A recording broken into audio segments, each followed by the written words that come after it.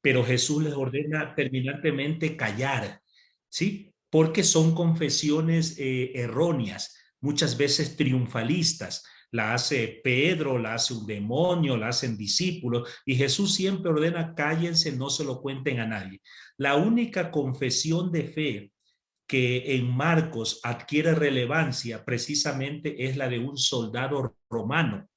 Una vez que Jesús hace todo su recorrido y termina muriendo en la cruz, coherente hasta el final con su opción, es que un soldado romano lo ve y termina diciendo verdaderamente, este es el Hijo de Dios por su actividad.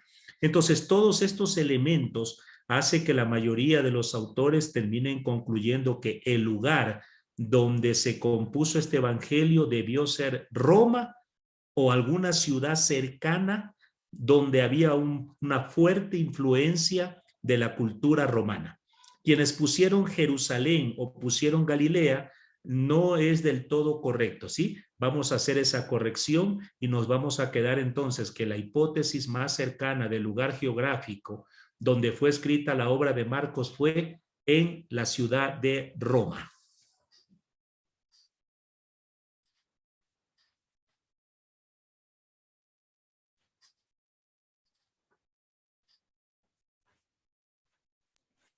Listo, vamos entonces a la segunda pregunta. ¿Se escucha con eco, José? No, mientras mantenga cerrado uno de los dos el micrófono no suena eco. Es cuando ambas Gracias, computadoras perdón. están encendidas. Sí, perdonen que estamos todavía con algunos problemas técnicos de primer día, pero ya los solucionamos. La segunda pregunta es, ¿los destinatarios del Evangelio de Marcos son paganos convertidos que vivían en Roma en tiempos de Nerón? Las características de estas comunidades son: la primera, pobres, que viven marginados en el sur de Jerusalén, perseguidos por Domiciano. La segunda característica de esta comunidad, pobres, solidarios con Pablo y las comunidades de Corintios. Y la tercera característica, pobres, que desean dar razón de su fe, viven momentos de persecución. ¿Cuál de estas tres características es realmente la de la comunidad a la que fue destinada el Evangelio? Esto como cuando uno veía ese programa de ¿Quién quiere ser millonario?, ¿no? A mí siempre me llamó la atención. Los que participaban eran personas que sabían mucho, pero había una pregunta que no sabía, pero el público sí sabía.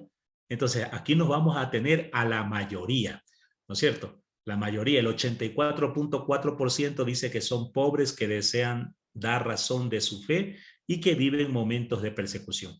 Esa es la respuesta correcta. Vamos a volver a poner nuevamente así para que quede un poquito más claro como algunas características. Pobres, sí, la inmensa mayoría de los miembros de esta comunidad eran pobres, gente muy humilde, gente, como yo dije hace un rato, que no tenía a veces ni derecho a tener religión porque eran esclavos y encuentran en el cristianismo naciente un espacio donde no solamente son aceptados, sino que son vistos como los privilegiados, los preferidos de Dios.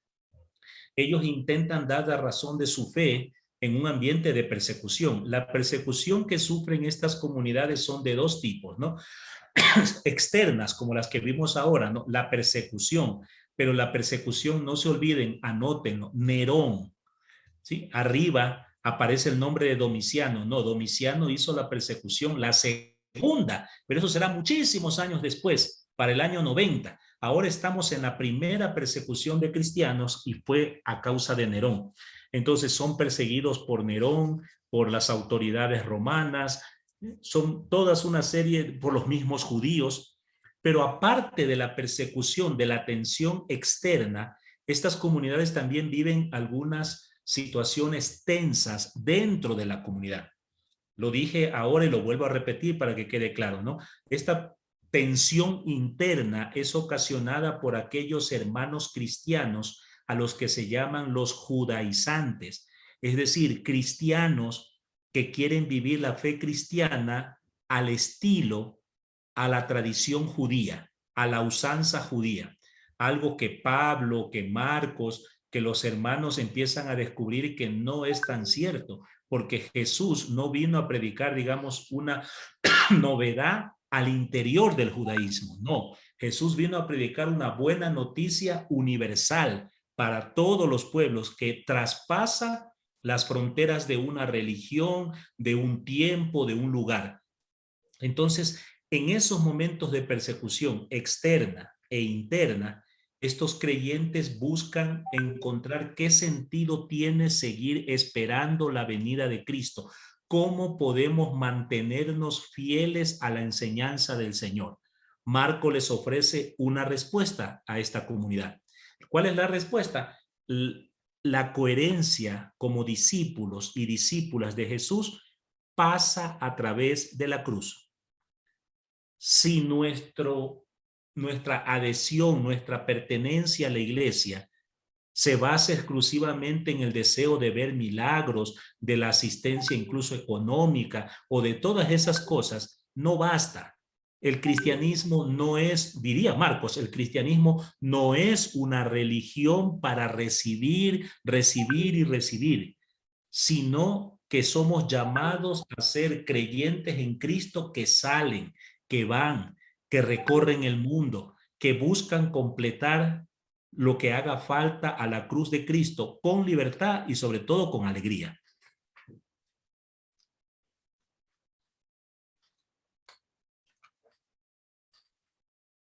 Katy. Listo, la tercera pregunta va a ser la Padre Lauren, por favor.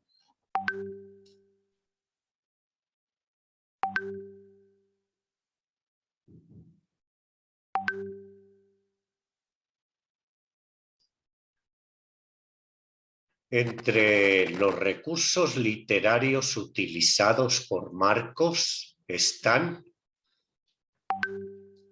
los quiasmos. Son estructuras concéntricas donde el mensaje está en el centro. Segunda, los sumarios.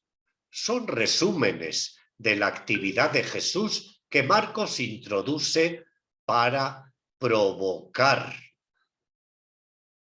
La comedia, recurso que utiliza Marcos para avivar la fe de la comunidad. Y cuarto, el tríptico, es la inserción de un relato en medio de otros, cuyo contenido es parecido. ¿Qué nos dice José? Muy bien, esta pregunta ha estado un poquito como más dividida la respuesta. Ciertamente la mayoría dio la respuesta correcta. Nosotros lo dijimos cuando estábamos exponiendo, dijimos que Marcos se lo puede interpretar como desde tres claves, ¿no? Y la tercera clave que utilizamos era el recurso literario. Y dijimos que Marcos, en la primera parte de su obra, en los capítulos del 1 al 8, suele utilizar sumarios. Y aclaramos y vamos a volver a recordar qué es un sumario en Marcos. Es un resumen, es decir, Marco narra una serie de acontecimientos, de experiencias que vive Jesús y luego hace un pequeño resumen en 2, 3 versículos a manera de síntesis, de conclusión. Esa es la forma como Marcos elabora su mensaje literariamente hablando, es decir, narra, hace un resumen e inmediatamente pone cuáles son las reacciones de los discípulos y de los que se oponen a Jesús. O lo voy a decir de otra manera, los sumarios, los resúmenes de la actividad de Jesús son como provocativos. Quieren demostrar que frente a Jesús solo caben dos posturas antagónicas. O se lo acepta y se lo sigue, o se lo rechaza y se lo deja. No, en Marcos no hay quiasmos, no hay quiasmos. Los quiasmos propiamente van a aparecer mucho en el Evangelio de Juan y en Mateo, que son un poquito más de tendencia judía. No vamos a hablar de eso para no confundirnos, pero solo para que sepan, los quiasmos son recursos literarios propios de los judíos. Por lo tanto, Marcos, que escribe para paganos de origen romano, no los va a utilizar. La comedia no se utiliza tampoco, y el tríptico menos. Entonces, la respuesta correcta a la pregunta, ¿cuál es el recurso literario utilizado por Marcos? Debemos responder, Marcos utiliza los sumarios con el objetivo, con el fin de que usted y yo, que somos lectores, tomemos una postura. O creemos y somos discípulos de Jesús, o lo rechazamos y nos volvemos en adversarios de Jesús.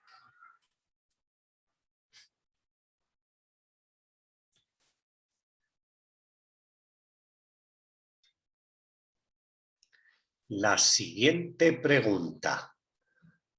El autor Marcos crea un itinerario geográfico que lo sigue Jesús y así centra su actividad en 4.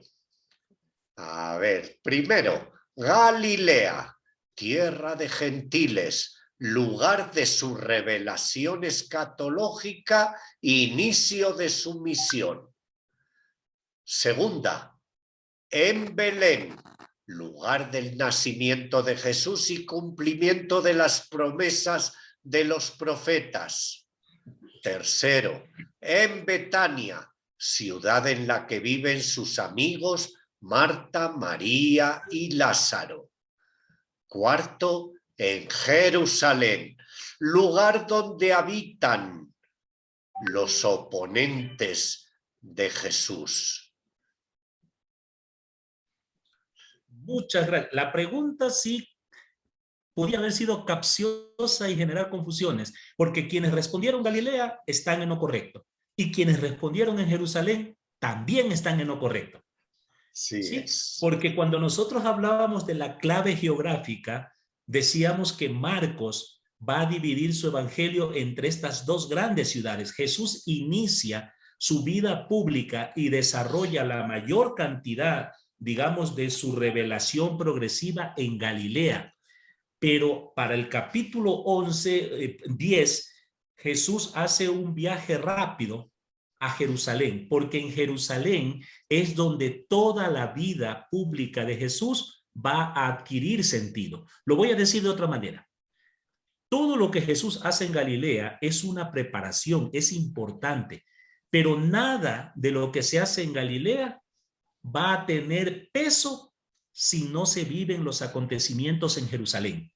Porque en Jerusalén Jesús va con sus vidas, con su sangre, con su cuerpo, a dar testimonio radical de todo lo que ha dicho antes. Entonces, ambas ciudades, el itinerario geográfico de Marco nos pone frente a esos dos polos que son importantes, Galilea y Jerusalén. Digámoslo para actualizarlo hoy, digamos en términos pastorales de discipulados, ¿no? La Galilea para nosotros es lo que estamos haciendo ahora. Formarnos en un curso bíblico superior. Galilea para nosotros es participar de nuestra liturgia y nuestra vida de fe. Galilea para nosotros es prestar esa ayuda social, esa escucha, todo lo que nosotros hacemos para servir a los demás. Pero todo esto tenemos que avalarlo, tenemos que confirmarlo con ese camino, codo a codo, hombro a hombro con Jesús, cargando cada uno nuestra cruz, que es el testimonio de que no hay amor más grande que dar la vida por el otro. Y una última cosita que lo dije hace un rato, pero yo quiero reafirmarlo porque me parece importante, ¿no? No es cargar la cruz de cada uno, eso también es importante. Todos tenemos debilidades, fragilidades, miedos, traumas, frustraciones, sí. Pero si nosotros nos quedamos mirándonos el ombligo, no seremos discípulos de Jesús.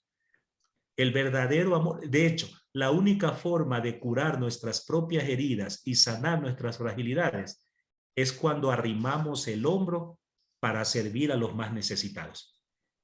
Todos los que tienen algún santo de devoción, fundadores de congregación, que San Ignacio, que San Arnoldo Jansen, que Francisco, que Domingo de Guzmán, todos lean la vida de sus santos. Todos los santos descubrieron este misterio, que la verdadera santidad radica en servir a los demás.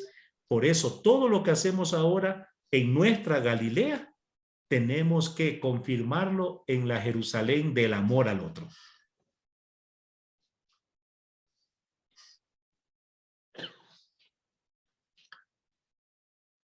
Y vamos ya terminando. el trasfondo político, económico y social en el que nace el Evangelio de Marcos es, en otras palabras, ¿cuál es el contexto del Evangelio de Marcos? 1. La dominación egipcia presente en Palestina durante la vida de Jesús. 2. La dominación romana que controla a Palestina con ayuda de las instituciones judías. 3. La dominación cristiana con la ayuda de Dios. Bueno, la 90.9%, 91% dijo Roma. Yo a veces me pregunto, los que pusieron dominación egipcia o dominación cristiana, ¿será un lapsus o quizás Google? No, creo que en eso todos tenemos claro, ¿no? Todo el mundo bíblico, la formación de la iglesia, ¿sí? Toda la estructura de nuestra iglesia hasta hoy estuvo marcada por la dominación romana. ¿Sí? Ahora, hay que dejar claro un detalle porque no lo hemos dicho, pero vale la pena decirlo, ¿no? Eso no significa que toda la enseñanza de Jesús y de las primeras comunidades sea una oposición a Roma. A Jesús le interesa mucho más, no es que no le preocupaba la dominación de los romanos y la opresión, a Jesús le preocupa, pero Jesús entendió algo que a veces nosotros no entendemos, que el cambio de las estructuras sociales, si no va acompañado de la conversión personal, no sirve de nada. A ratos este es el problema que nosotros tenemos, que queremos cambiar sociedades, queremos cambiar la iglesia, pero no cambiamos nosotros. Y ahí sí, como dice el dicho popular, terminamos simplemente cambiando el collar, pero seguimos con el mismo perro. Y eso hay que tenerlo siempre presente. La única revolución posible es revolucionarse. Cuando uno cambia, el mundo cambia. Pero todo, ahora si vamos más allá, el contexto político, económico y social que va marcando la reflexión, la lectura de los signos de los tiempos de los primeros cristianos, sin duda, anóteselo y grábeselo en el corazón, fue la dominación que tuvo Roma a toda esta región amplia. Listo. Bueno, José, yo quiero animar a ese 9% que siga adelante. Hay entre nosotros hermanas, hermanos que han manifestado querer participar esta semana con el Padre Fidel, pero que les ayudásemos en la primera mañana a nivelarse, porque ellos nunca habían recibido un curso bíblico y solo pues tienen amor a la palabra de Dios, a las Sagradas Escrituras, pero nunca han oído ni del Imperio egipcio. Entonces, pues con mucho cariño y mucho amor les animamos. Estamos aquí para aprender, todos aprendemos un poquito y a veces el que aparentemente menos sabe y menos informaciones bíblicas tiene, nos da unos ejemplos de testimonio, de amor y de solidaridad increíbles. Adelante, entonces, José, tenemos todavía pues casi una media horita, ¿no? Para dar por concluido este propedéutico que nos pidió el Padre Fidel y con el que daremos por terminada la nivelación y seguiremos toda la semana. Algunos hermanos, hermanas nos siguen preguntando, pero bueno, ¿y cuándo empieza el Padre Fidel? Pues claro, como han entrado un poquito tarde, pues va a empezar a las 3 de la tarde y va a seguir toda la semana. Estaremos atentos a lo que él nos dice. Ojalá no tenga algún inconveniente. En manos de Dios, pidamos por él para continuar el resto de la semana. Adelante, José. Pues yo no sé si dejamos ahora abierto un espacio para preguntas abiertas, si hay inquietudes, que siempre es bueno escuchar preguntas, dudas o inquietudes, ¿sí? Si levantan la mano y con mucho gusto.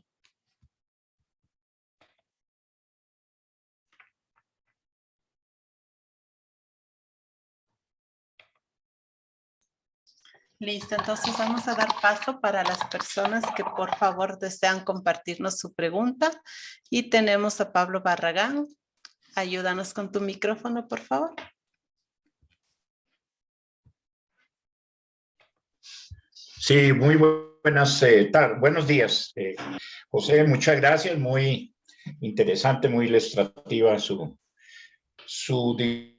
discernimiento, disposición para hablar sobre el Evangelio de San Marcos.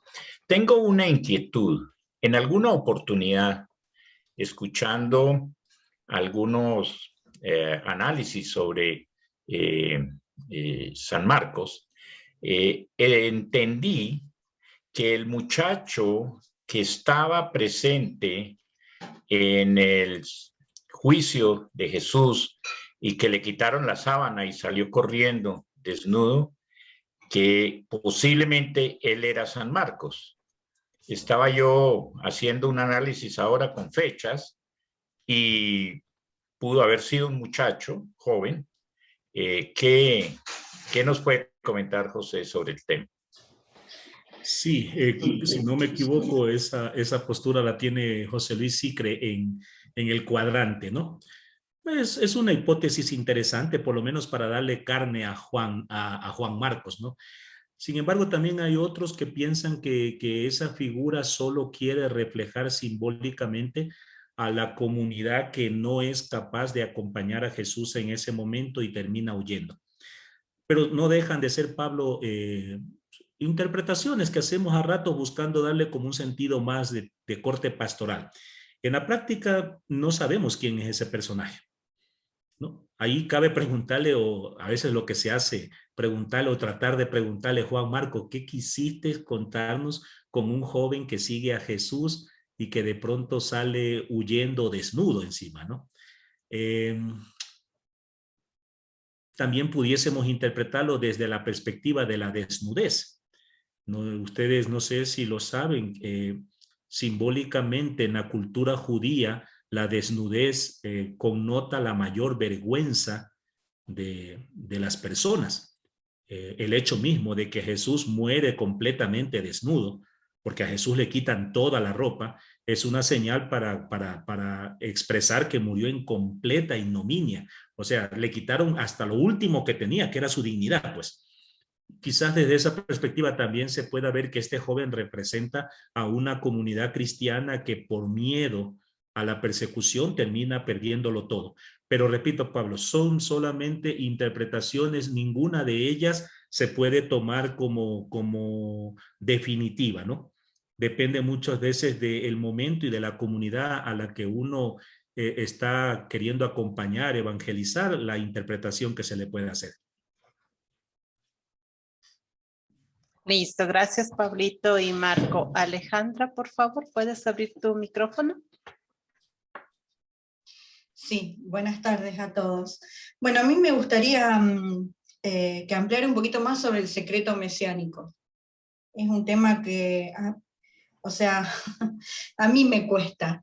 Y lo que entendí es que Marcos se vale de esto para después resaltar la figura de Jesús y la cruz, el sentido de la cruz. ¿Puede ser así? A mí a veces me cuesta explicarlo pastoralmente cuando me lo preguntan. Gracias, Alejandra. Sí, yo solo lo referí de paso porque no quería confundir, pero dado que está la pregunta, trataré de aclarar, ¿no? Vamos a empezar con un texto. Yo no sé si usted tiene su Biblia allí. a mano. Le invito a que la abra para que constatemos un texto para poder explicar el secreto mesiánico. Y es Marcos 1:1. Marcos 1:1. La versión de la Biblia latinoamericana y alguna edición de la Biblia de Jerusalén tienen un error de interpretación. Por eso le digo, téngala abierta para que revise. Hay dos formas de traducir este texto. La primera traducción dice, comienzo de la buena noticia de Jesucristo, Hijo de Dios. ¿De acuerdo? No sé si su Biblia tenga eso. Básicamente, fíjese en la palabra Jesucristo, unido. Esa traducción es errónea en términos teológicos, en la teología de Marcos.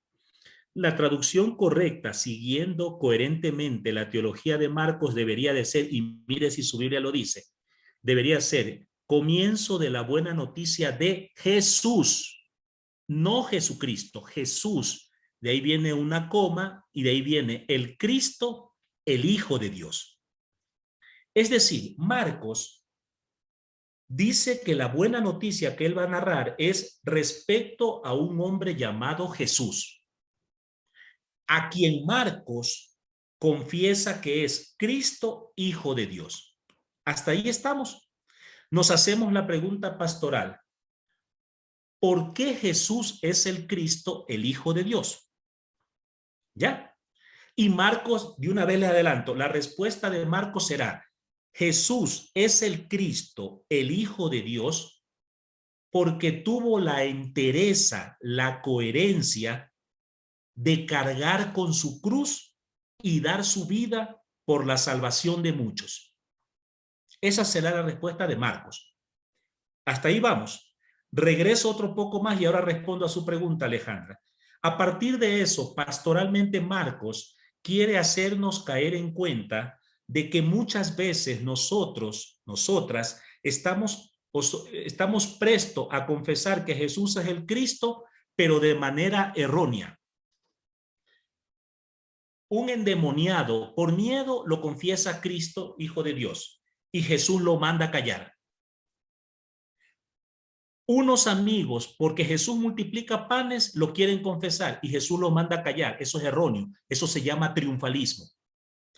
Pedro lo confiesa el Cristo porque lo considera un personaje importante, relevante, y él es amigo de él. Y Jesús lo manda a callar. A eso, Alejandra, es lo que nosotros llamamos el secreto mesiánico. Se lo digo de otra manera. Es la intención de Marcos de que Jesús ordene terminantemente callarse a todos los que quieren confesar a Jesús como su Cristo por interés, por miedo o por triunfalismo. ¿Cuál es la única forma de confesar que Jesús es el Cristo, el Hijo de Dios? Cuando usted es consciente de que lo está confesando con toda la disposición de cargar su propia cruz. El que quiera seguirme, tome su cruz y me siga. Pero aquel que tome su cruz y mire para atrás no es digno. Ahora se lo digo en términos pastorales, Alejandra, para que quede claro. La intención de Marcos es llamar fuertemente nuestra atención y que nos hagamos ese cuestionamiento. Yo que me declaro seguidor de Cristo, ¿estoy dispuesto a jugarme la vida por él? ¿Estoy dispuesto a sacrificarme por él? ¿Estoy dispuesto a poner a los más pobres en primer lugar? ¿O soy de aquellos, y lo voy a hablar en términos pastoral, soy aquellos que utilizo a los pobres para sentirme bien yo? Utilizo a los pobres para calmar mi propia conciencia. Porque tengo miedo al infierno, porque tengo miedo al castigo. Cualquiera de estas respuestas Jesús las cuestiona y nos mandaría a nosotros, cállate Alejandra, cállese Sorberta, no diga tonterías. Sorberta, ¿usted quiere confesar que Él es el Cristo, el Hijo de Dios en su vida? Cargue su cruz. Y lo vuelvo a repetir por tercera vez hoy, no se refiere en primer lugar a su cruz personal, ¿no? Porque no falta la esposa, esa que desde chiquita le enseña, es que mi cruz es mi marido borracho. Dios me puso, vea, si su marido es borracho, métale un palazo en la cabeza y quítale la borrachera. Usted no tiene por qué cargar esas cruces que le hacen daño. Otra cosa distinta es cargar la cruz de aquel esposo enfermo, de aquel hijo necesitado, de aquel vecino con COVID, de aquel vecino que no tiene que comer y con quien yo comparto mi pan. Esa es la cruz que tenemos que cargar, sin esperar nada a cambio. No sé si a Alejandra le dejé un poquito más claro lo que es el secreto mesiánico en Marcos. Ok.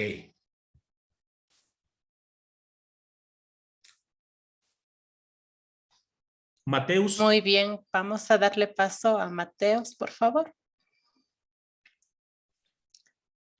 Buenos días con todos, buenas noches buenas tardes para quien está más allá del horario de Ecuador. Bueno, yo soy Mateo, soy pleno de los misioneros del Sagrado Corazón y tengo la pregunta justamente esta. Yo he aprendido que los evangelios son relatos de la vida de Jesús. O sea, ¿no? Los evangelistas cuentan lo que vivieron o escucharon de los que vivieron con Jesús. Pero en un cierto rato, José, usted nos ha dicho que es en realidad que ellos ponen la boca de Jesús para ayudar a la comunidad a caminar en la fe en este Jesús. Y eso me quedó la duda, ¿qué pasa mismo con el Evangelio?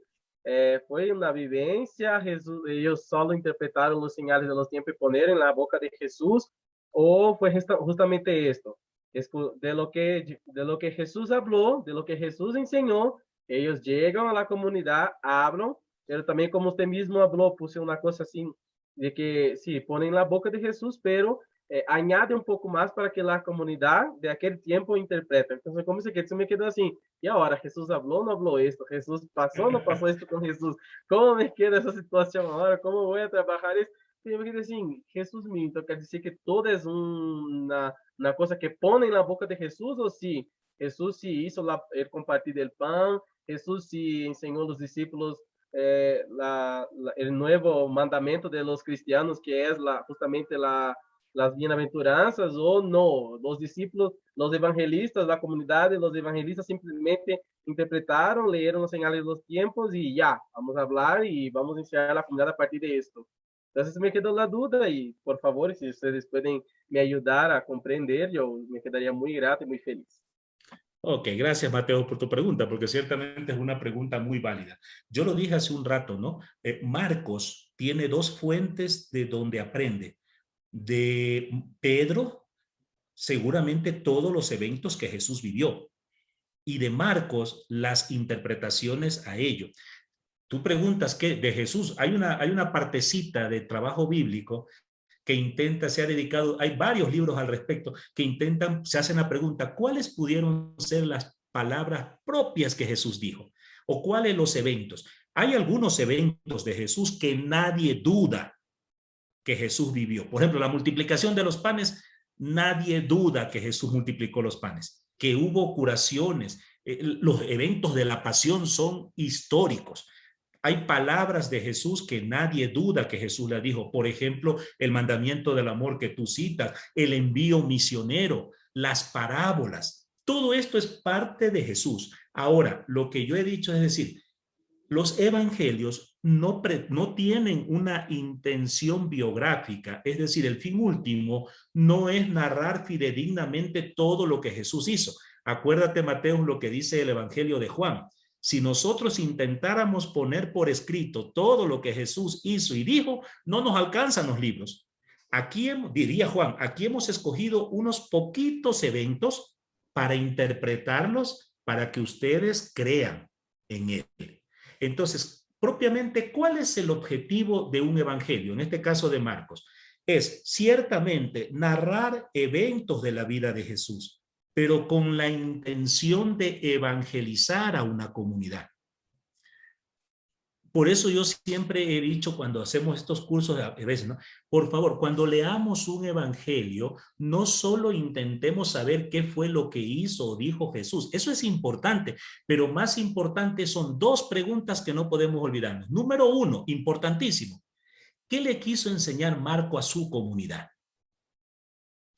Una vez que hayamos respondido, viene la pregunta pastoral actual. Y eso que Marcos quiso iluminar, aclarar, enseñar, animar a su comunidad, ¿de qué forma anima o nos ilumina hoy? Porque nuestra realidad hoy es distinta. porque hoy tenemos otros problemas, porque hoy la persecución que nosotros sufrimos es de otro tipo, porque hoy el imperio es distinto. Sin embargo, por eso es palabra de Dios, porque sigue siendo una luz que nos ilumina. Así que, Mateo, terminaré diciendo una última cosa. Lo más importante, yo por eso dije una cosa al inicio, ¿no? Y traté de ponerle énfasis. Lo central es la pasión. Desde nuestra experiencia personal, íntima con Jesús, no tener miedo a preguntarnos hoy y dejar que Jesús hoy nos hable con el lenguaje actual, que nos hable en nuevas realidades que Jesús nunca dijo nada. Por poner el ejemplo más común que yo a veces pongo, ¿no? Jesús no dijo nada contra la esclavitud. Y hoy la esclavitud existe todavía. Jesús no dijo nada con respecto a la crisis socioambiental. Y hoy tenemos, esas son nuestras realidades y Jesús tiene una palabra que decirnos. Ahora, lo que pasa es que obviamente esa palabra tenemos que pedir al Espíritu Santo que nos dé hartas luces y tener buena resistencia en las nalgas para sentarnos y buena resistencia en las rodillas para arrodillarnos y estudiar y orar para discernir, porque no es cosa que de la noche a la mañana podamos entender la voluntad de Dios.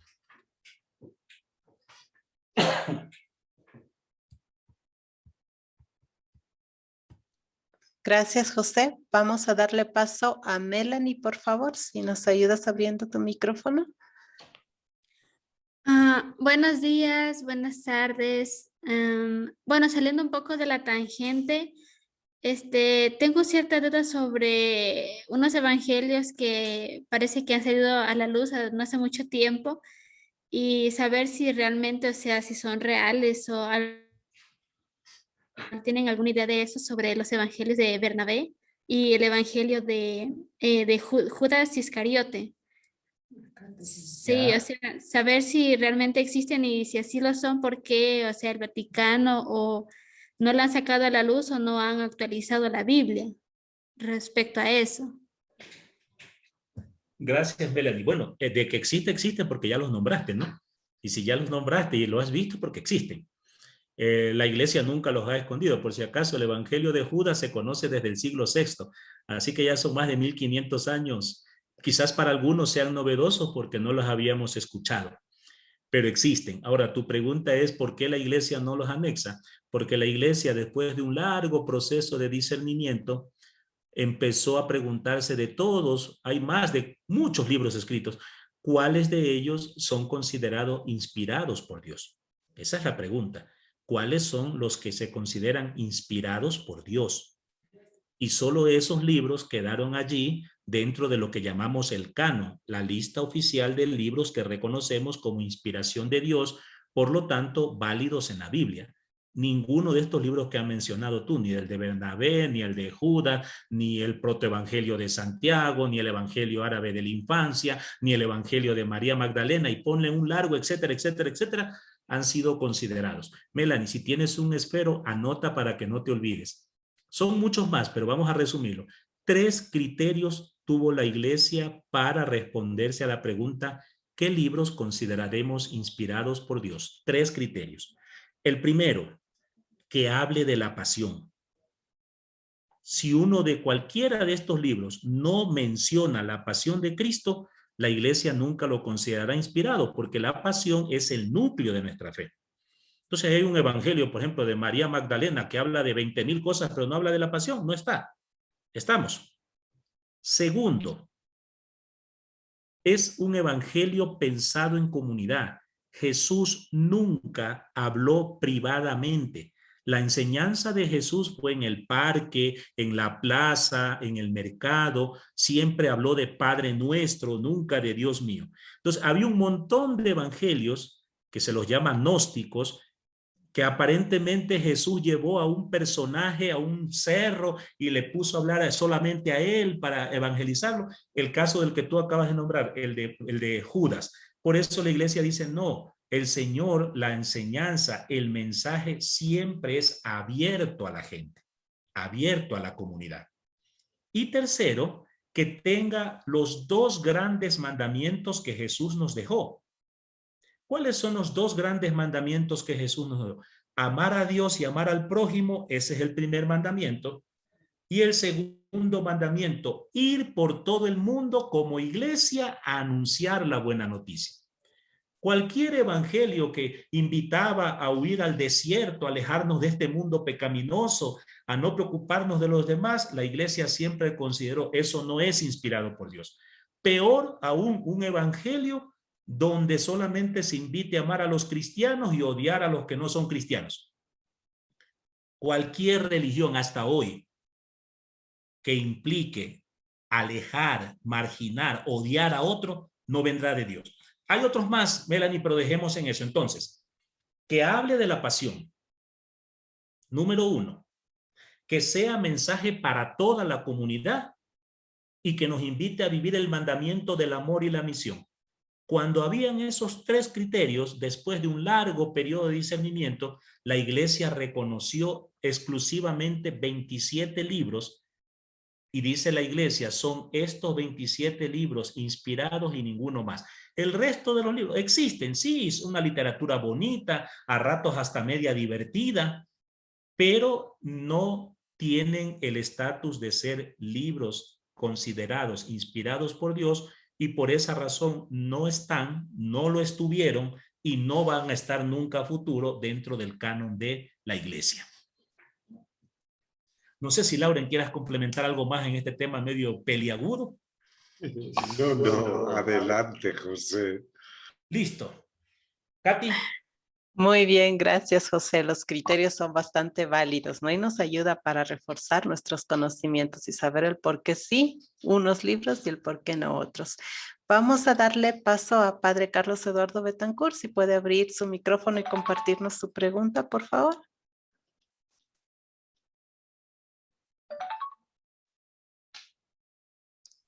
Padre. Exacto. Se le volvió a... Ya está el micrófono abierto. Gracias, Katica. No, mira, José, era para colocar en una preguntita. Bueno, casi la mitad del evangelio es la pasión del Señor, el drama, ¿no? Pero también, pues Marcos está escribiendo no solamente el drama de Jesús, sino el drama de la gente a la que se está dirigiendo, es decir, a la situación difícil de la comunidad, a los traumas que hay en el contexto, en el fondo de la vida que les tocó vivir a las comunidades y al evangelista. La pregunta es, José, el drama, digamos, de la destrucción del templo, que significó una tragedia para el pueblo judío y también para los cristianos que venían del judaísmo, ¿cómo se puede ver eso en el trasfondo de la pasión? Es decir, si esa destrucción del templo por el Imperio Romano, ese ataque terrible, ¿no? Que toca el nervio del pueblo, no solamente del pueblo de Israel, sino del creyente que está asociado a la historia del pueblo de Israel, entre ellos muchos cristianos. ¿Cómo se puede leer por entre líneas en la pasión de Marcos o en el Evangelio? Esa es la cuestión que quería consultarte, José. Es una pregunta bien compleja, ¿no? Porque habría que verlo, creo yo, como en 2 momentos, ¿no? En el momento histórico. Y a mí no me queda duda de que si Jesús estaba vivo cuando los romanos destruyen el templo, seguramente Jesús se pone a llorar. Se pone a llorar porque Jesús nunca se opuso al templo. Jesús se oponía a lo que se estaban haciendo del templo. Jesús entendía el templo como la casa de Dios y la casa de Dios como ese lugar amplio donde caben todos. Jesús lo que cuestiona son las estructuras, ¿no? Ahora, por eso digo, históricamente a mí no me queda duda que Jesús se hubiese puesto a llorar solidario con su pueblo porque eso era parte de su identidad como judío. Ahora, lo que pasa es que la otra lectura es la que se hace ya 30 años después, cuando Marcos escribe un evangelio y ya los cristianos de alguna manera se han confrontado con los judíos y ya están como en franca oposición.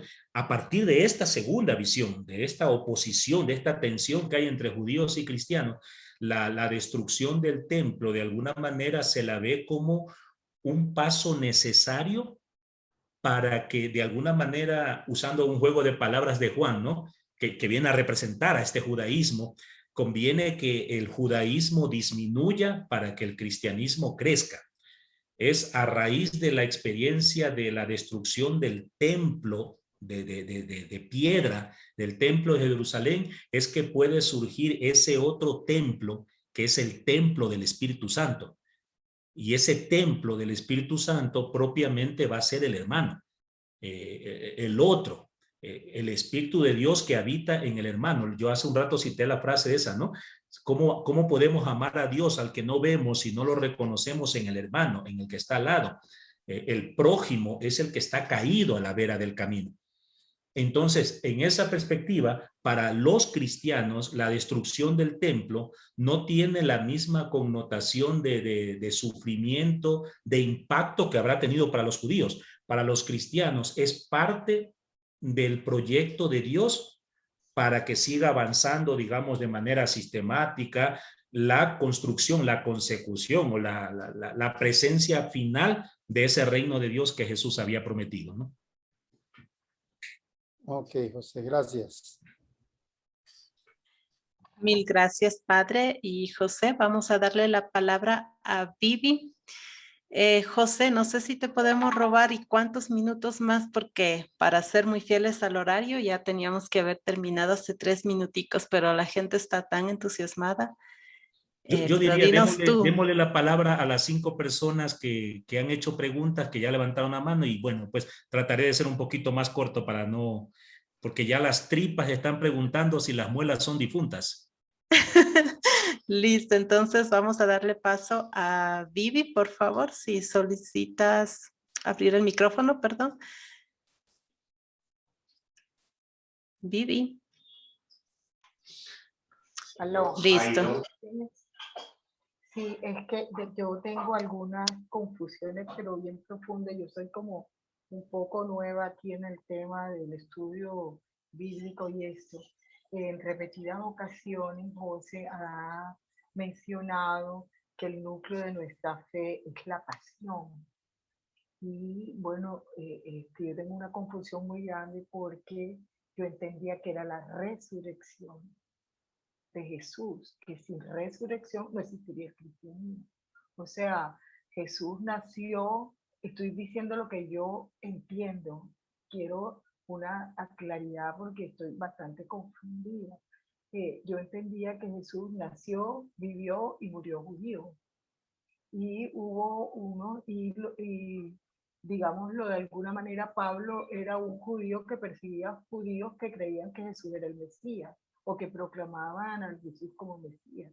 Entonces, varias veces has mencionado y has afirmado que el núcleo de nuestra fe es la pasión y que los evangelios fueron seleccionados en virtud de la pasión.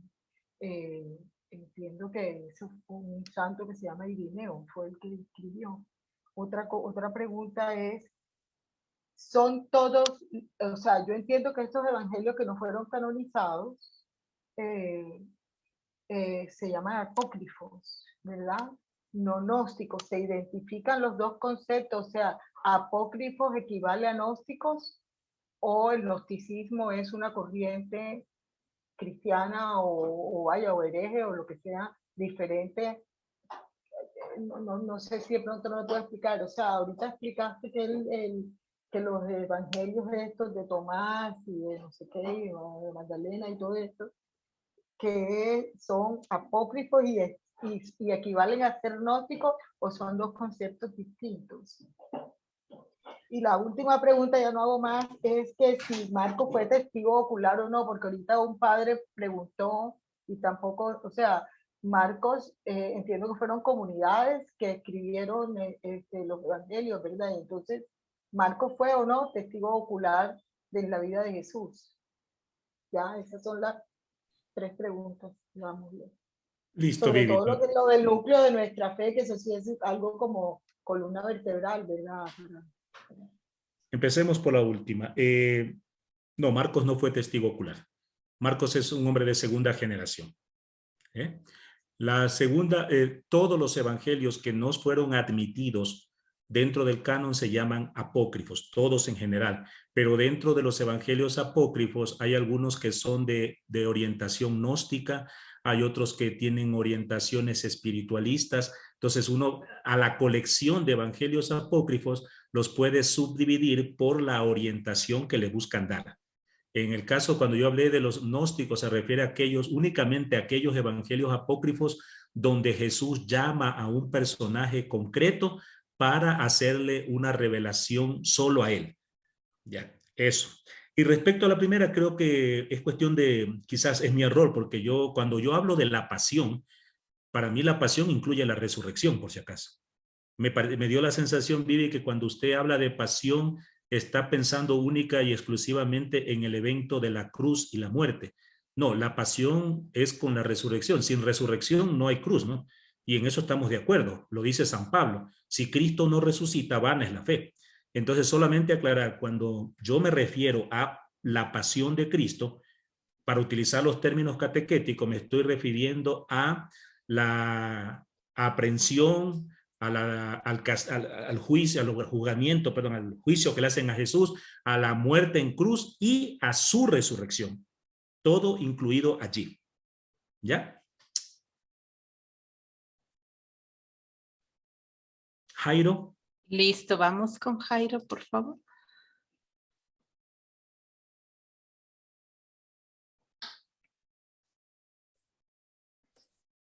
Hola, ¿qué tal? Buenas tardes. Me da mucha alegría saludarlo y expresarle que estoy muy emocionado con todas las cosas que estoy escuchando, cosas muy novedosas para mí.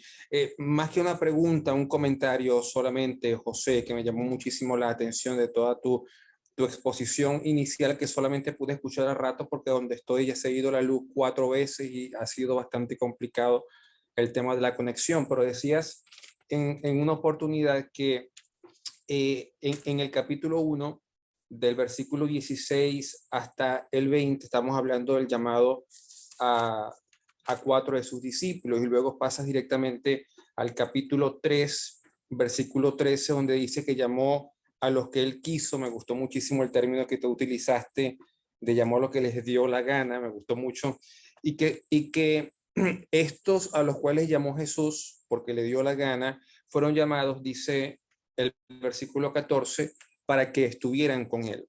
La interpretación que tú haces es que los primeros pueden ser todos los laicos aplicándola a nuestro trabajo pastoral, y los segundos a todos aquellos que fueron llamados como opción de vida, perdón por la redundancia, a la vida consagrada. Ellos fueron llamados a estar con él. Y lanzabas 2 preguntas interesantes al aire que parafraseo. Una era de si los que fueron llamados a estar con él realmente lo están haciendo, y segundo, si los que somos laicos y estamos llamados a pescar hombres, también estamos haciendo nuestro trabajo misionero.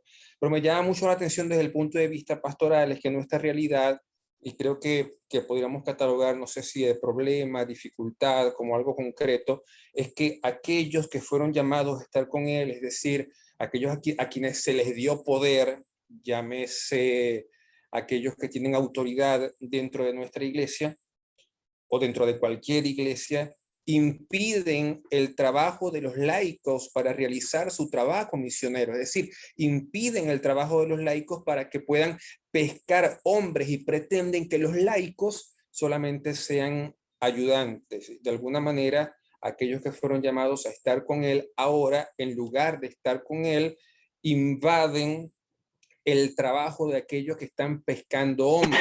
No trabajan a veces o no están con él por miedo a que aquellos que fueron llamados a pescar hombres les puedan quitar el trabajo. No sé, me llama mucho la atención porque el padre Laura en estos días conversando con él me dice que nosotros debemos superar viejas y caducas formas de interpretación, y a veces aquellos que fueron llamados a estar con él, es decir, nuestros sacerdotes, nuestras autoridades, tienen miedo inclusive hasta que nosotros podemos entrar en un proceso de formación, de profundización, para que podamos seguir haciendo nuestro trabajo, porque fuimos llamados, que este trabajo misionero, este llamado a predicar, a pescar hombres, y me parece muy claro desde el punto de vista de Marcos toda esta exposición que tú estás haciendo desde el punto de vista pastoral. Me parece una aplicación genial. Por eso te decía que más allá que una pregunta, un comentario de algo que me tiene emocionado hasta el momento. Muchas gracias, José.